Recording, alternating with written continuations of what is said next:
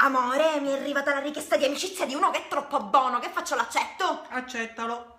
Ma guarda che è riccio, scuro, tutto muscoloso, bellissimo, la devo accettare. Accettalo. Ha studiato medicina e chirurgia, Claudio, è un medico. Appunto, accettalo, così se mi sento male lo chiamiamo, accettalo. Ma dici vero, Claudio? Ecco, tu non mi ami più, tu non mostri nemmeno un briciolo di gelosia. Adesso lo sai che cosa faccio? Adesso scrivo su Facebook che sono ritornata single, esco con un vestito tutto scollato e vado da Marco, il mio ex, ora. Amore, ma quante volte te lo devo dire? Non è che noi maschi non siamo gelosi, ma non è che non ti amo, è che non sono geloso, che è diverso, ma perché mi fido, ma non è che Non sei geloso? No, benissimo, allora io esco e ci vediamo dopo. Ciao. Vabbè, amore, fai quello che vuoi, tanto io non sono geloso di niente e di nessuno. Pronto?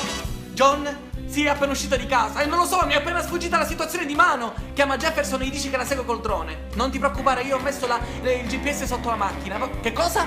È appena entrata dentro un palazzo? Sta prendendo un ascensore? Oh cazzo, è andata veramente a casa di Marco. Shh, che cosa? È appena entrata in questa casa?